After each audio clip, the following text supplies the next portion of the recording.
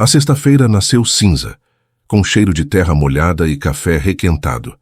No relógio da parede, os ponteiros pareciam correr mais rápido do que o coração de Elisa conseguia acompanhar. Ela olhou para os 2 pratos vazios na mesa, um garfo torto, migalhas de pão duro e a cadeira pequena onde o filho costumava bater os pés, impaciente, pedindo mais. Só que naquele dia não tinha mais. Tinha silêncio. Tinha o barulho do vento entrando por uma fresta da janela. E tinha a vergonha, aquela vergonha que não grita, só aperta por dentro. Elisa tinha 27 anos e um filho de 4, o Mateus, a única alegria inteira que sobrara depois que o mundo desabou. O pai do menino sumiu quando a barriga ainda era promessa, e a promessa virou criança sem que ele voltasse nem para olhar.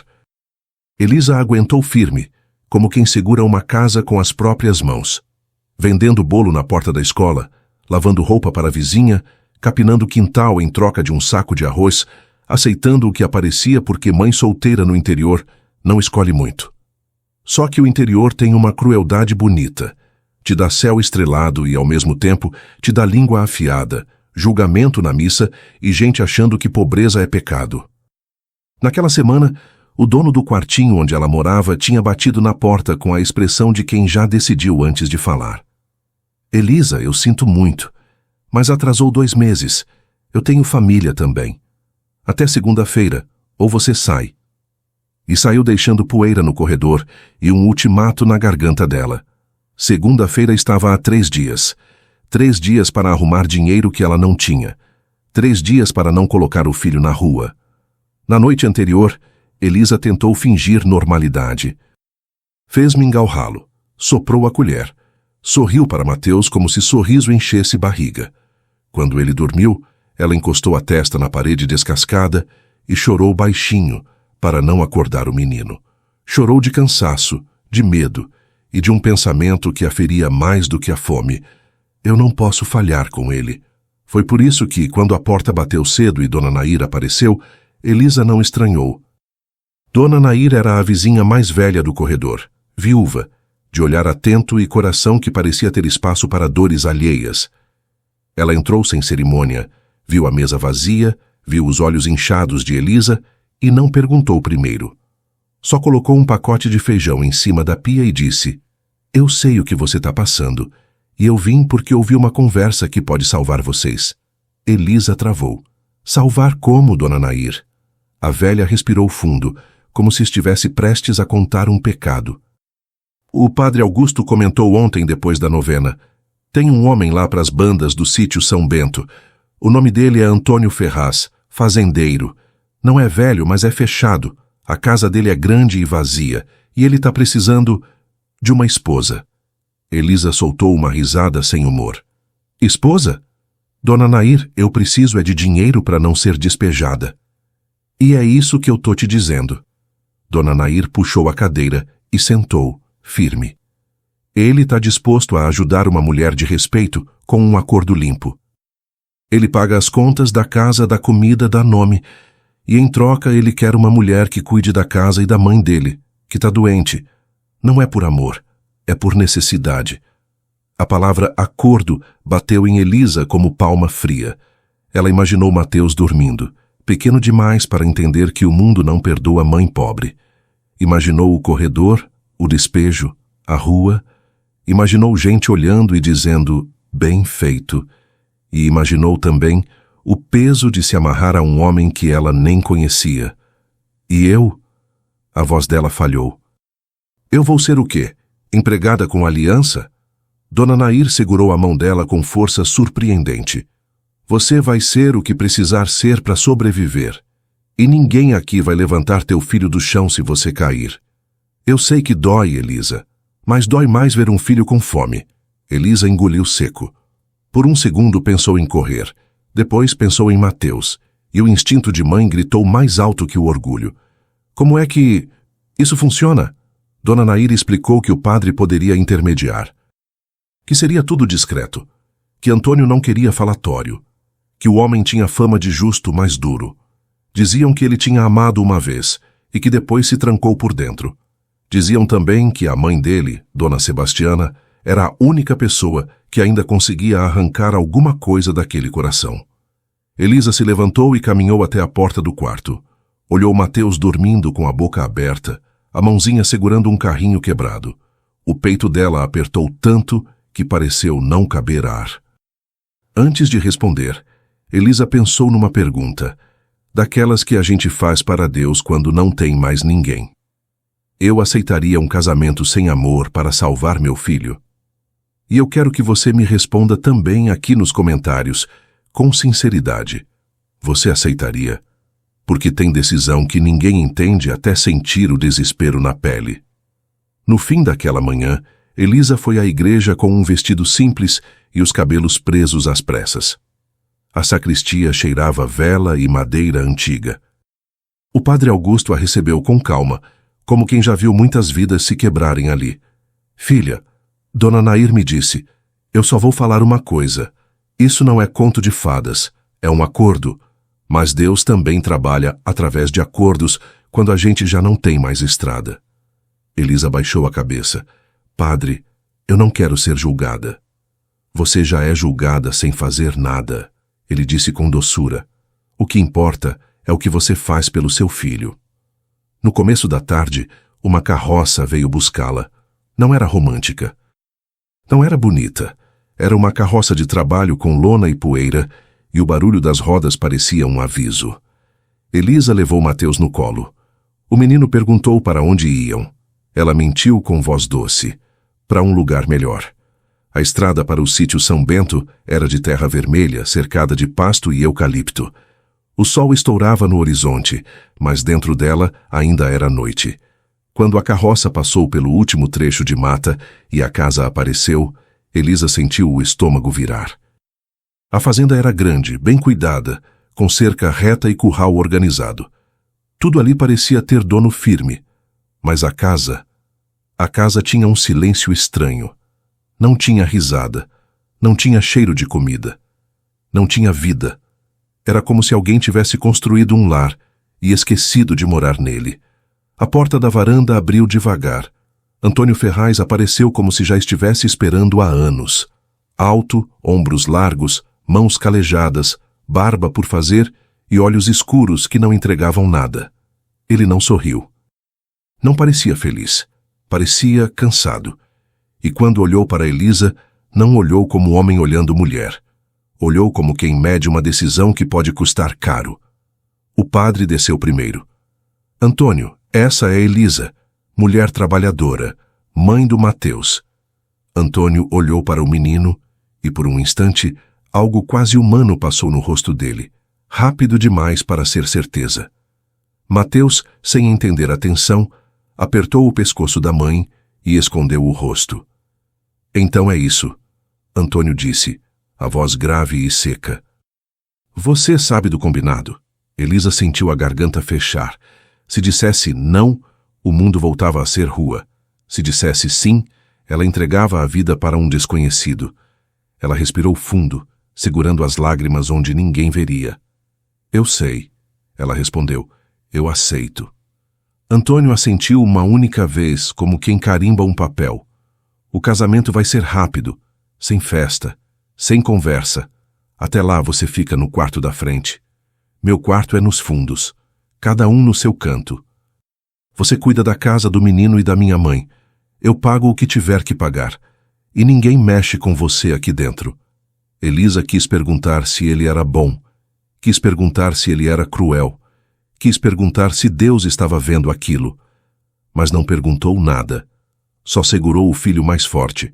Antônio virou para dentro e antes de entrar disse sem olhar para ela: aqui ninguém morre de fome, mas aqui também ninguém vem procurar amor onde não tem. A porta fechou. E Elisa ficou ali no terreiro, com o coração em pedaços e uma nova vida começando do jeito mais improvável. Sem flores, sem alegria, só sobrevivência. Mas ela ainda não sabia que às vezes é justamente quando a gente aceita sobreviver que a vida decide surpreender. Antônio não voltou para o terreiro naquele dia. Depois que a porta se fechou, Elisa ficou alguns segundos parada, sem saber se entrava, se chamava alguém, se aquela decisão já tinha sido grande demais para desfazer. O padre pigarreou constrangido e quebrou o silêncio. Ele é assim mesmo, disse baixo. Poucas palavras, muitos muros, mas cumpre o que promete. Elisa assentiu, mas o nó no peito não afrouxou. Foi Dona Sebastiana quem apareceu logo depois. Empurrava uma cadeira de rodas antiga, rangendo a cada movimento. Era uma mulher pequena, de cabelos completamente brancos presos num coque apertado. O corpo parecia frágil, mas os olhos eram vivos demais para alguém tão doente. Ela parou diante de Elisa e observou em silêncio. Não havia julgamento naquele olhar. Havia curiosidade e algo mais profundo, como quem tenta enxergar além da aparência. Então você é a moça, disse com voz rouca, e esse deve ser o menino. Mateus espiou por trás da saia da mãe, desconfiado. Meu nome é Mateus, respondeu baixinho. Dona Sebastiana sorriu, um sorriso pequeno, mas verdadeiro. Bonito nome. Entra, minha filha. Essa casa já viu silêncio demais. Elisa empurrou a mala velha para dentro. O interior da casa era amplo, mas escuro. Cortinas pesadas bloqueavam parte da luz e o cheiro era de remédio e madeira antiga. Tudo parecia limpo, organizado e triste. Não havia fotos nas paredes. Nenhum objeto pessoal fora do lugar. Era uma casa que funcionava, mas não acolhia. O quarto é esse, Dona Sebastiana apontou com a cabeça. É simples, mas não falta nada. O quarto tinha uma cama de casal antiga, um guarda-roupa de madeira escura e uma janela pequena que dava para o pasto. Nada de enfeite, nada de calor. Elisa pousou a mala no chão e sentou Mateus na cama. Você fica aqui comigo hoje, ela sussurrou, ajeitando o cabelo do filho. Tá tudo bem. Ele assentiu, segurando o carrinho quebrado com força. Antônio só apareceu no fim da tarde. Entrou pela porta dos fundos, com botas sujas de barro e o cheiro forte de trabalho pesado. Parou ao ver Elisa na cozinha tentando entender o fogão a lenha. O café é ali, ele disse apontando. A comida fica no armário. Se precisar de alguma coisa, pergunta para minha mãe. Não foi grosso, mas também não foi gentil. Foi neutro, como quem fala com alguém que vai passar pela vida sem deixar marca. Elisa respondeu apenas com um sim. Não queria criar atrito. Não podia. Naquela noite, o jantar foi silencioso. Mateus comeu com vontade, como quem não vê comida de verdade há dias. Antônio observava de canto de olho sem comentar. Quando o prato do menino ficou vazio, ele empurrou a travessa um pouco mais para perto. Pode repetir, disse seco. Foi a primeira vez que Elisa sentiu algo parecido com alívio desde que chegara. Depois do jantar, Antônio se levantou. Amanhã eu vou à vila cedo. O casamento é quinta. Até lá ninguém precisa saber de nada. Não quero falatório. Entendo, Elisa respondeu. Espero que entenda mesmo. Ele saiu, deixando mãe e nora na mesa. Dona Sebastiana esperou alguns segundos antes de falar. Não leve isso pro coração, disse. Meu filho esqueceu como se fala sem se proteger. Elisa respirou fundo. Eu não vim aqui por carinho, Dona Sebastiana. Vim para salvar meu filho. A velha assentiu lentamente. Então a gente se entende. Naquela noite, Elisa demorou a dormir. A casa fazia barulhos estranhos, estalos antigos, como se reclamasse da presença nova. Mateus dormiu rápido, cansado demais para sentir medo. Elisa ficou olhando o teto, pensando se tinha vendido a própria dignidade ou se tinha feito o único movimento possível. Nos dias seguintes, a rotina se impôs. Elisa acordava antes do sol. Preparava o mingau de Dona Sebastiana, limpava a casa, lavava roupa no tanque do quintal. Mateus ficava por perto, desenhando no chão com graveto. Antônio saía cedo e voltava só à noite, sempre calado, sempre distante, mas atento. Ele percebia quando a casa cheirava diferente, quando a comida tinha tempero, quando a mãe parecia mais tranquila depois que Elisa arrumava os travesseiros e conversava baixinho com ela. Ela conversa demais com a senhora, Antônio disse um dia, parado na porta do quarto. Ela gosta de conversar. Elisa respondeu. Ajuda a esquecer a dor. Ele não respondeu, mas não reclamou mais. Numa tarde quente, Mateus correu pelo quintal e tropeçou numa raiz, ralando o joelho. Começou a chorar alto. Elisa correu, pegou o filho no colo, tentando acalmá-lo. O choro ecoou pela casa. Antônio apareceu rápido, quase correndo. O que houve? Nada sério, Elisa disse. Só um ralado. Ele se agachou, examinou o joelho do menino com cuidado inesperado. Arde, né? Perguntou. Mateus assentiu, fungando. Antônio se levantou e voltou minutos depois com um pano limpo e um vidro de remédio. Meu pai usava isso comigo, disse, passando com cuidado. Arde um pouco, mas sara rápido. Mateus apertou a mão dele instintivamente. Antônio congelou por um segundo. Depois, deixou. Foi a primeira fissura no muro. Naquela noite, enquanto Elisa lavava a louça, Dona Sebastiana chamou. Você sabe que ele não queria isso, disse a velha. Não queria casar, não queria criança, não queria nada que lembrasse futuro. Então por que aceitou? Elisa perguntou. Dona Sebastiana suspirou. Porque essa casa anda grande demais para um coração vazio. E porque ele ainda é um homem bom, mesmo fingindo que não é. Elisa ficou em silêncio. No quarto dos fundos, Antônio estava sentado na cama encarando as mãos calejadas. O choro do menino ainda ecoava na cabeça dele.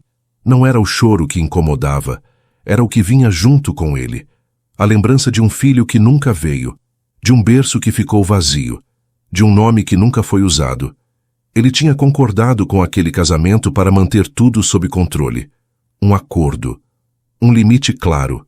Sem sentimentos. Mas alguma coisa estava saindo do lugar, e ele não sabia se estava pronto para isso. Naquela mesma noite, enquanto Elisa apagava a lamparina, fez uma oração simples, quase um sussurro. Deus, eu não sei se fiz a coisa certa, só sei que fiz a única possível. Cuida da gente. Do outro lado do corredor, Antônio ouviu a oração sem querer. E pela primeira vez em muitos anos, sentiu medo. Medo não de perder, mas de sentir. Os dias seguintes foram moldando a casa de um jeito silencioso, quase imperceptível. Não houve grandes conversas, nem gestos exagerados. Foi no detalhe que tudo começou a mudar. No pão quente que Elisa passou a fazer de manhã, enchendo a cozinha de um cheiro que não existia ali havia anos, no cuidado com que ela penteava os cabelos de Dona Sebastiana, ouvindo histórias repetidas sem pressa. No jeito como Mateus passou a correr pelo quintal sem olhar para trás, como quem finalmente acredita que não vai ser arrancado dali de repente. Antônio observava tudo à distância. Ele nunca perguntava nada diretamente. Apenas notava. Notava que a mãe dormia melhor, que a casa parecia menos pesada quando ele chegava do campo, que o silêncio antes sufocante agora tinha intervalos de vida, uma risada infantil, uma panela batendo, um cantarolar baixo vindo da cozinha. Isso o incomodava mais do que gostaria de admitir. Numa manhã, ao sair cedo para o curral, Antônio encontrou Mateus tentando levantar um balde pequeno, cheio demais para os braços curtos. Não é assim, disse, seco, antes de pensar. Mateus parou, assustado. Antônio suspirou. Pegou outro balde menor e encheu só até a metade. Primeiro aprende a carregar pouco, depois aumenta. Mateus sorriu, orgulhoso, e saiu andando com cuidado. Elisa viu de longe. Não disse nada. Mas algo dentro dela aqueceu. Naquela tarde, uma caminhonete parou em frente à cerca. O motor ficou ligado por alguns segundos antes de desligar. 2 homens desceram. Um deles, alto, chapéu puxado até os olhos. O outro, mais baixo, olhar curioso demais. Elisa sentiu um frio estranho no estômago. Antônio, chamou da porta. Ele apareceu rápido. O que foi? Tem gente te procurando. Antônio reconheceu os homens e o semblante fechou. Fica dentro de casa, disse curto. Elisa obedeceu, mas ficou observando pela fresta da janela. Ferraz, disse o homem do chapéu. A gente precisa conversar. Não tenho conversa, Antônio respondeu. Tem sim. É sobre a sua esposa. A palavra caiu torta no ar. E o que tem ela? Antônio perguntou, dando um passo à frente. Tá rolando comentário na vila, o homem continuou. Gente dizendo que você casou com uma mulher da rua, mãe solteira, que trouxe problema para dentro da sua casa. Antônio sentiu o sangue ferver. Comentário não me interessa. Vai interessar quando bater na porta da igreja, o outro homem disse. Ou quando o conselho tutelar aparecer perguntando do menino. O mundo pareceu girar por um segundo. O que você está insinuando? Antônio perguntou com a voz baixa demais para ser tranquila. Nada. Só avisando, respondeu o do chapéu.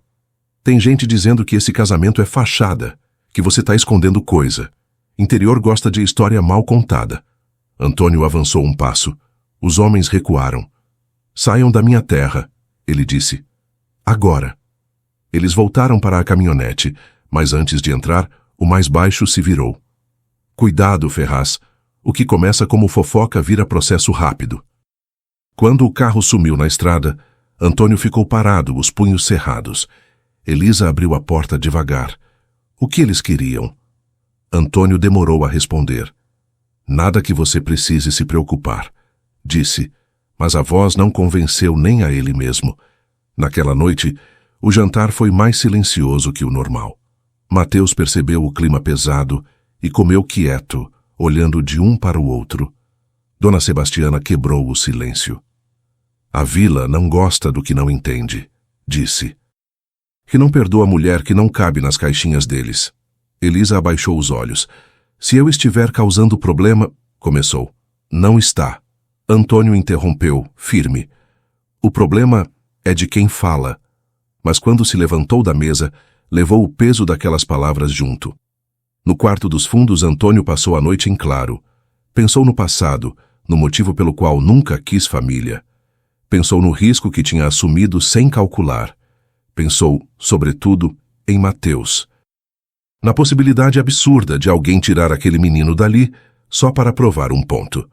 No dia seguinte, ele chamou Elisa no terreiro. A gente vai precisar oficializar isso, disse direto. Não só no papel do casamento. Precisa ficar claro para todo mundo que você e o menino estão protegidos aqui. Como? Elisa perguntou tensa. Escola, médico, documento. Tudo certo. Tudo visível. Ela assentiu, sem saber se aquilo era proteção ou prisão. À tarde, enquanto Elisa organizava a roupa no varal, ouviu vozes na estrada. Duas mulheres pararam para observar a casa, cochichando sem disfarçar. Uma delas apontou para Mateus.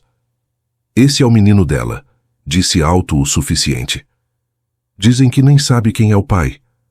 Elisa sentiu o rosto queimar. Antes que pudesse reagir, Antônio apareceu.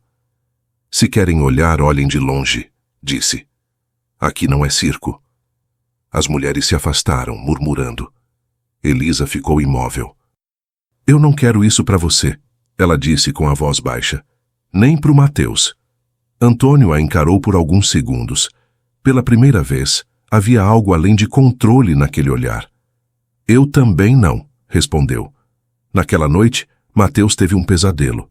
Acordou chorando, chamando pela mãe. Elisa correu, mas Antônio chegou primeiro. Pegou o menino no colo com um cuidado que não combinava com o tamanho das mãos. Tá tudo bem, disse baixo. Ninguém vai te levar daqui.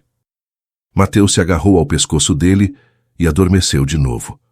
Antônio ficou ali, parado no quarto, sentindo um peso estranho no peito. Não era raiva, era responsabilidade, e enquanto colocava o menino de volta na cama, percebeu que o acordo que tinha feito já não era só um acordo. Algo maior estava se formando, e do lado de fora daquela casa, a vila começava a se mover. A semana seguinte trouxe um calor estranho, pesado, como se o ar também estivesse desconfiado. A vila já não cochichava apenas nos cantos. Agora falava alto.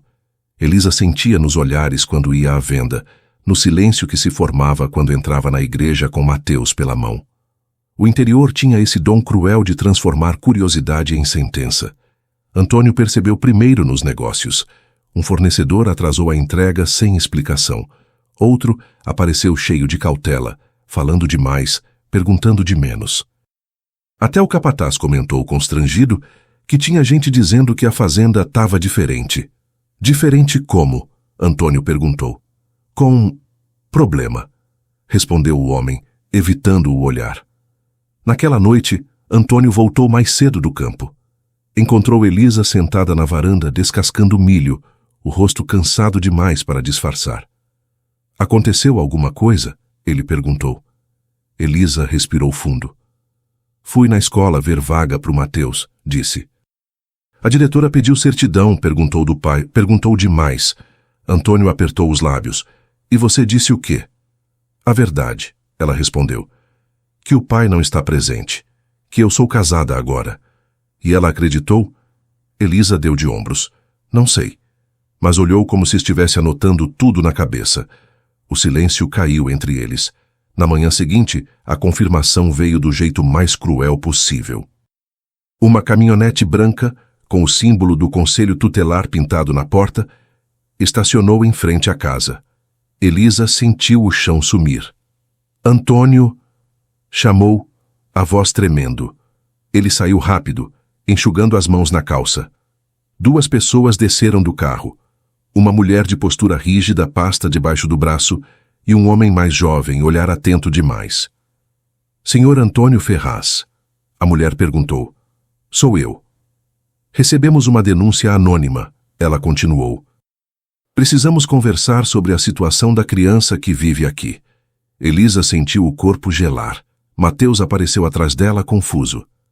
Pode entrar, Antônio disse, firme, abrindo caminho. A conversa aconteceu na sala. A mulher falava com um tom neutro, profissional, mas as perguntas eram afiadas. A senhora Elisa trabalha aqui? Sim. O casamento é formal. Vai ser oficializado. A criança frequenta a escola? Ainda não. Estamos providenciando. O senhor é o pai da criança? Não, Antônio respondeu sem hesitar. Mas sou responsável por ele. A mulher fez uma anotação. Entende que, legalmente, isso precisa estar muito claro? Entendo, Antônio disse. O homem mais jovem observava Mateus brincar no chão calado. Em certo momento se abaixou. E você, Mateus, gosta de morar aqui? O menino olhou para a mãe, depois para Antônio. Gosto, respondeu. Aqui tem comida.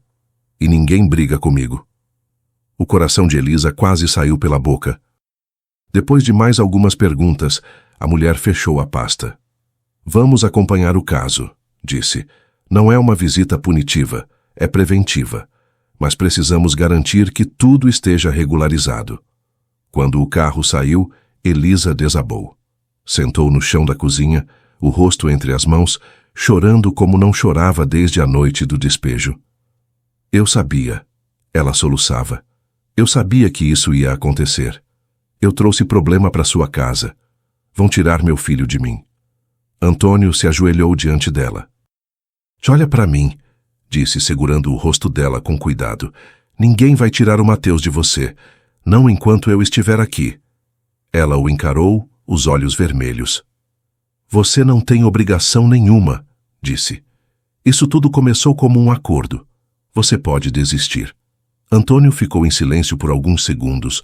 Quando falou, a voz estava diferente, menos dura, mais verdadeira. Eu sei que começou como acordo, disse. Mas não é mais só isso. Elisa sentiu o peito apertar. Então por que você está fazendo isso? Perguntou. Antônio desviou o olhar. Porque eu sei o que é crescer sentindo que não pertence a lugar nenhum, respondeu. E eu não vou permitir que isso aconteça com ele. Naquela noite, Antônio não dormiu. Pegou documentos antigos, abriu gavetas que não mexia há anos. Na manhã seguinte, saiu cedo e voltou apenas no fim da tarde. Amanhã a gente vai ao cartório, disse, e depois ao fórum. Vou procurar um advogado. Elisa o olhou assustada. Você vai assumir tudo isso? Vou, respondeu. Ou acaba agora ou acaba direito. E eu não gosto de coisa mal feita. A notícia correu rápido. Antes do fim da semana, metade da vila já comentava que Antônio Ferraz tinha se metido em encrenca. Alguns diziam que Elisa era oportunista, outros que o fazendeiro tinha enlouquecido. No domingo, na saída da missa, uma mulher se aproximou de Elisa. Cuidado, minha filha, disse com falsa preocupação.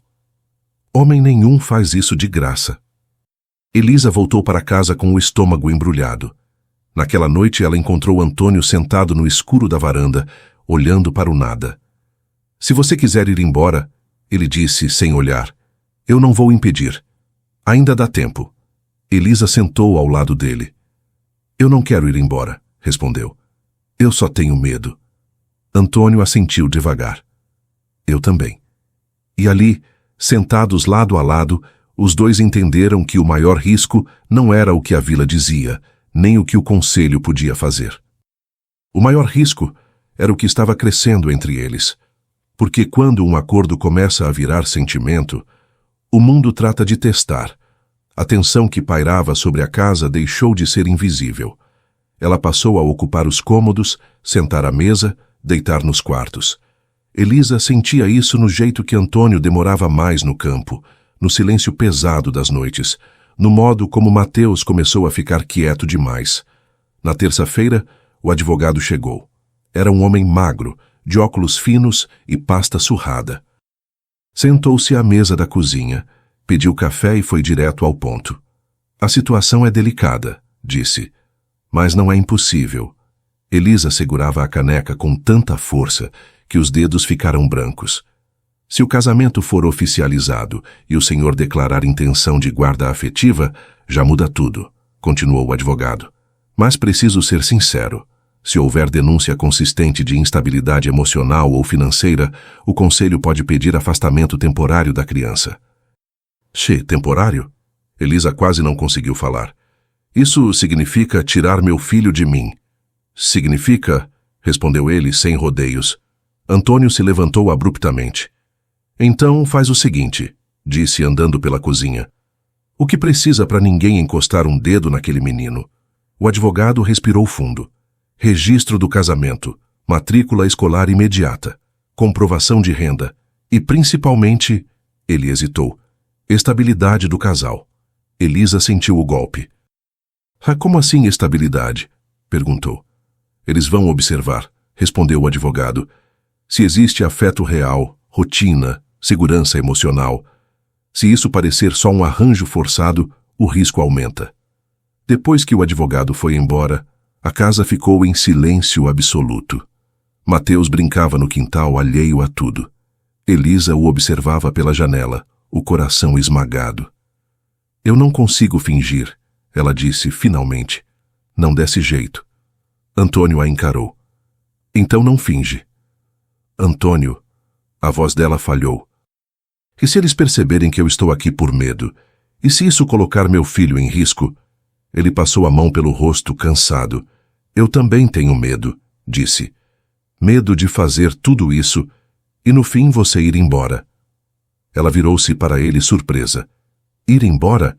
Sim, ele respondeu baixo. Quando tudo se resolver. Quando você não precisar mais de mim. O silêncio que se seguiu foi mais doloroso que qualquer discussão. Naquela noite, Elisa quase não dormiu. Pensava na vila, no conselho, no advogado. Pensava sobretudo em Mateus, no que ele perderia se ela errasse. Antes do amanhecer, tomou uma decisão.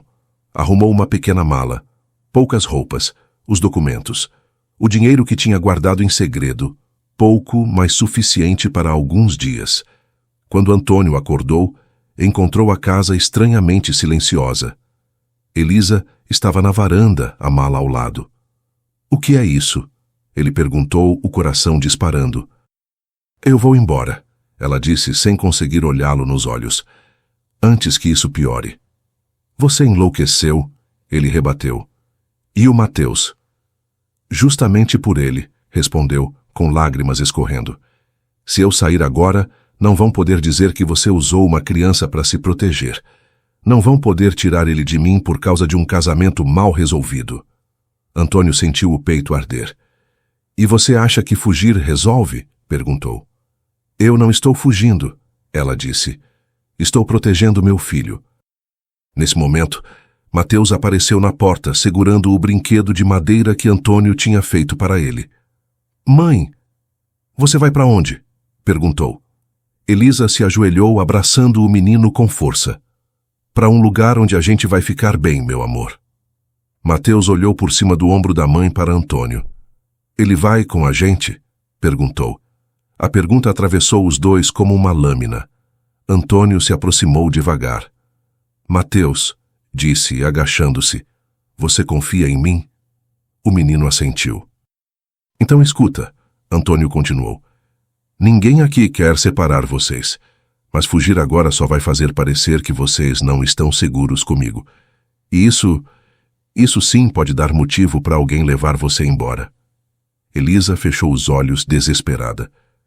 Eu não sei o que fazer, sussurrou. Tudo o que eu faço parece errado. Antônio segurou a mão dela. Então deixa eu fazer uma coisa certa, disse. Fica, não como acordo. Fica porque eu estou escolhendo vocês. Ela o encarou, confusa. Escolhendo? Como? Como família, ele respondeu. Naquele mesmo dia, Antônio foi à vila. Entrou no cartório, falou alto o suficiente para quem quisesse ouvir. Marcou o casamento civil para a semana seguinte. Pagou a matrícula da escola. Contratou 2 pessoas da região, aumentando oficialmente a renda declarada. Mas a vila não perdoa quem desafia suas narrativas. Na sexta-feira, a denúncia veio de novo, desta vez mais grave. Diziam que Elisa era instável, que chorava demais, que podia abandonar o filho, que Antônio não sabia com quem tinha se metido. O conselho marcou uma nova visita. Para a segunda-feira, na noite anterior, Elisa estava sentada na cama, tremendo. Se eles tirarem o Mateus de mim, ela começou. Antônio sentou ao lado dela. Eles não vão, disse firme. E se tentarem, eu vou até o fim. Ela o olhou, os olhos cheios de medo e algo mais profundo. Por quê? Perguntou. Por que você está disposto a perder tudo por mim? Antônio respirou fundo. Porque eu já vivi uma vida inteira sozinho, respondeu. E eu descobri tarde demais que dinheiro nenhum vale uma casa vazia. Elisa chorou em silêncio. Não de medo, mas porque pela primeira vez alguém estava ficando. Não por obrigação, não por pena, por escolha. Do lado de fora, a vila dormia tranquila, sem saber que na manhã seguinte uma decisão mudaria tudo, e que o amor, quando é colocado à prova, não pede permissão. Ele exige coragem. A segunda-feira amanheceu cinza, pesada, como se o céu soubesse o que estava em jogo. Elisa acordou antes do sol, o coração batendo tão forte que doía. Mateus dormia encolhido, abraçado ao brinquedo de madeira. Ela passou a mão nos cabelos do filho, gravando aquele momento como quem teme perdê-lo. Antônio já estava de pé, vestido, sério. Não disse bom dia. Apenas colocou a mão no ombro dela, firme. Seja o que for, disse, a gente enfrenta junto. Às 9 em ponto, o carro do conselho estacionou outra vez diante da casa. Desta vez, não eram 2, eram 3. A mesma mulher da primeira visita, o homem jovem e uma terceira pessoa, uma senhora de olhar clínico, bloco de anotações na mão. Precisamos conversar, disse a mulher. Sentaram-se na sala. Elisa manteve Mateus ao seu lado. Antônio ficou de pé, atrás deles, como quem guarda algo precioso. As perguntas vieram mais duras. A senhora pensou em deixar a propriedade recentemente? Sim, Elisa respondeu, a voz firme apesar do tremor. Pensei, por medo, mas fiquei. Por quê? Porque fugir não protegeria meu filho. E o casamento? É por amor ou conveniência? O silêncio caiu como um peso. Antônio deu um passo à frente. Começou por conveniência, disse. Eu nunca neguei isso, mas hoje eu escolho essa mulher e essa criança. Não para parecer correto, mas porque eu quero ser responsável por eles. A terceira senhora levantou os olhos do bloco. Escolher não é o mesmo que sustentar, disse. O senhor está preparado para assumir consequências legais e emocionais? Estou, Antônio respondeu. Todas. Elisa sentiu os olhos arderem. Eu não sou perfeita, disse. Choro, tenho medo, erro, mas nunca falhei com meu filho. Se me julgarem por isso, então julguem, mas não o punam. A mulher do conselho observou Mateus. Você se sente seguro aqui? Perguntou. O menino olhou para a mãe, depois para Antônio. Aqui eu durmo sem fome, disse. E quando eu tenho pesadelo, alguém vem. A sala ficou em silêncio. A terceira senhora fechou o bloco. Vamos sair um momento, disse. Precisamos deliberar. Os três saíram. O tempo parou. Elisa sentou-se, as pernas falhando. Antônio ajoelhou-se diante dela. Independente do que acontecer, ele disse, eu não vou desaparecer da vida de vocês. Ela segurou o rosto dele. Você já mudou tudo, sussurrou. Depois de longos minutos, a porta se abriu. A decisão foi tomada, disse a mulher. Elisa prendeu a respiração. Não há motivo para afastamento da criança, continuou. O ambiente é estável, há vínculo, há proteção. Elisa chorou. Um choro solto, profundo, que vinha de meses de medo acumulado. No entanto, a mulher acrescentou, o acompanhamento continuará por 6 meses. É protocolo. Tudo bem, Antônio respondeu. A casa está aberta. Quando o carro foi embora, a fazenda pareceu respirar de novo. Naquela mesma semana, o casamento civil foi oficializado. Simples, sem festa. Mas quando Elisa assinou o papel, a mão não tremia mais. Na noite seguinte, sentaram-se os três na varanda. Mateus no meio, balançando os pés. Agora você é meu pai? O menino perguntou de repente. Antônio engoliu seco. Se você quiser, respondeu. Mateus sorriu e encostou a cabeça no braço dele. Então tá. Elisa observou a cena, o coração cheio demais para caber no peito. Os meses passaram. A vila, aos poucos, se calou. O que antes era fofoca virou costume.